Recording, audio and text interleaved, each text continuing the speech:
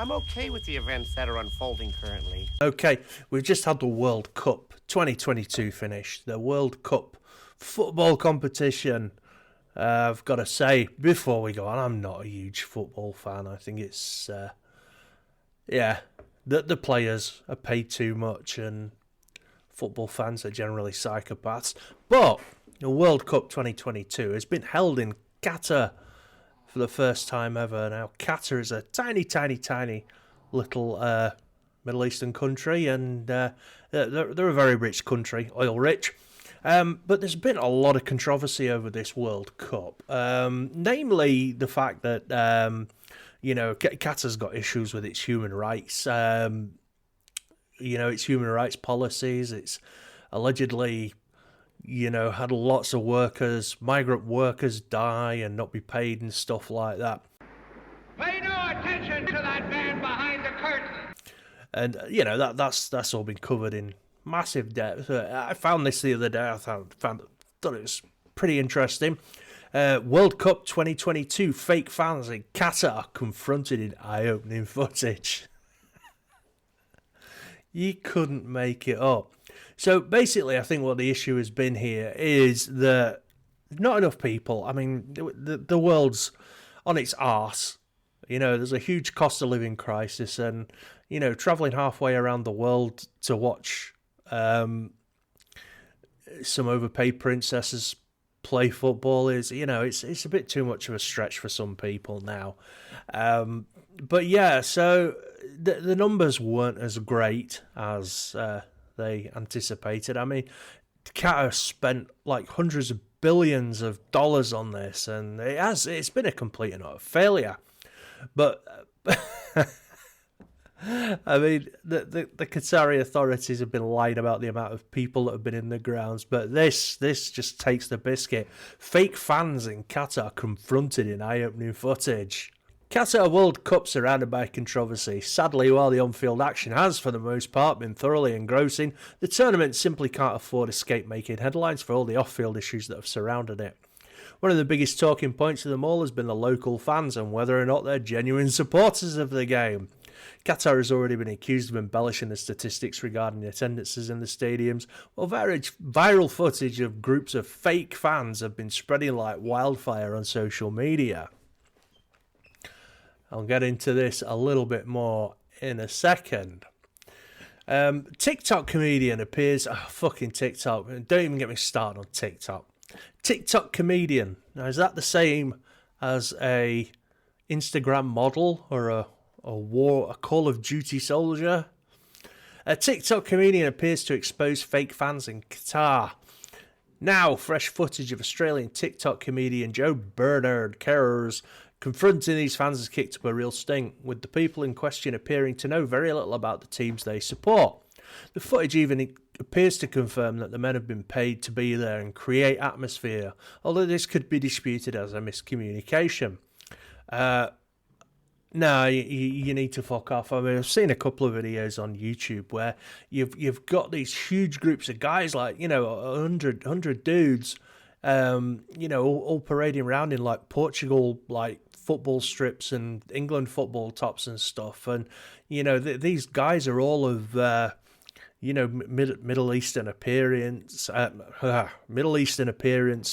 don't speak the languages very well. And the issues were that, like, some of them knew absolutely nothing about the football teams they were allegedly supporting, and others kind of knew too much, like right down to the last fucking detail. So basically, it would look like Qatar has paid a load of shills to, just parade round as football fans to make it look to the world's media like, there was a bigger attendance and a better atmosphere.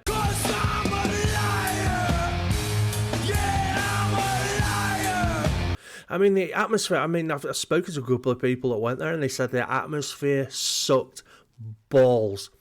It absolutely sucked ass. And they put it down to the fact that the Qataris wouldn't let anybody drink alcohol. Now, for those of you that do follow football and know about football, football and alcohol go hand in hand. You know, few pints game, few pints after, wee, Vindaloo, and all that fucking nonsense. And if you take one of those aspects away, then, you know, for a lot of people, you are going to ruin the whole feeling behind the football thing. Now, Qatar is it's a dry country, it's a Muslim country, and they don't, drink alcohol and stuff, and that's fair enough. But if that's the case, then why fucking apply to run the World Cup? Dickheads. Is there an explanation? It's worth keeping in mind that these men may have been construction workers who... Yes, it was fucking construction workers. And that would be why they answered yes when asked if they were paid to be there. It's like we'll see more and more footage of this ilk circulating as the tournament goes on, and the controversies surrounding it being hosted in Qatar continue to grow. All right, okay, so it's already happened. But yeah, I mean, Qatar it should never have won the bid, to host the World Cup. Terrible human rights record. They didn't have the infrastructure in place. And I mean, the whole place just isn't conducive to football. Now, football has, it's had its problems in the past, but the FA in England in particular striving, to make football very inclusive, kick racism out of football. You've got more football players coming out now as, being gay. I mean, that's another thing with Qatar. You fucking, if you're a dude and you like your dudes over there, you're going to jail. And it's just wrong. And the fact that, they were taking people's rainbow hats and shit off them, it's just fucking wrong. They should never have won the bid to host the World Cup. US says FIFA officials were bribed to award World Cups to Russia and Qatar. Oh, well, all right then. That's good, OJ. Yeah, that hurt? That hurt? What the hell?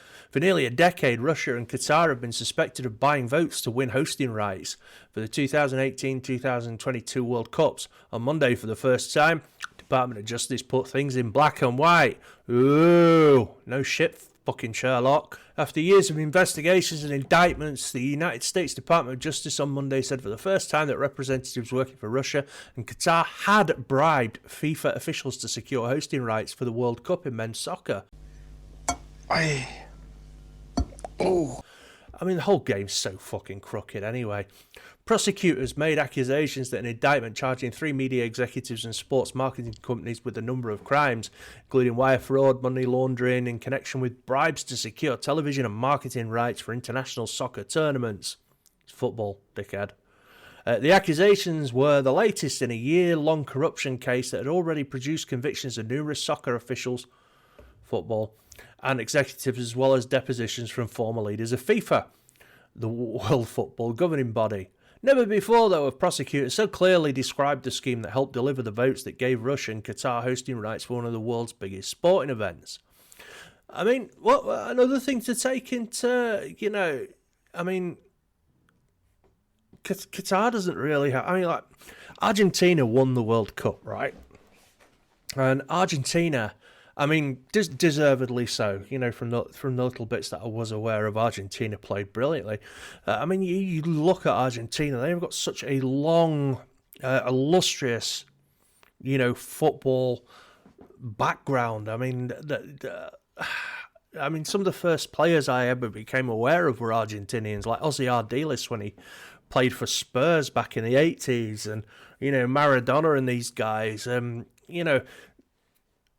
Countries like Brazil, Argentina, Portugal, Spain, France, Germany, England, these are, they're footballing nations that are, their culture's steeped in it. And yet we're giving it to a fucking tiny desert state. It's shocking. The US prosecutors on Monday explicitly revealed details about money paid to 5 members of FIFA's top board ahead of the 2010 vote to choose Russia and Qatar as hosts. Russia defeated England and joint bids from Holland, Belgium, Spain, Portugal to host the 2018 men's tournament. I mean, it's fucking stupid.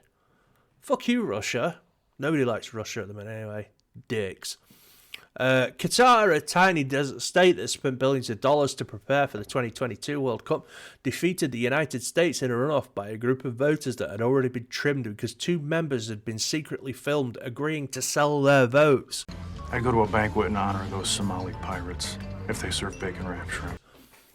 If you can't get something fair, boys and girls, then you don't fucking deserve it. So, fuck you, Qatar, and I'm glad your World Cup was a failure. This is the Sleepy Pea Shellcore. Don't forget to like and subscribe and all that shit, and I'll see you next time. Toodaloo.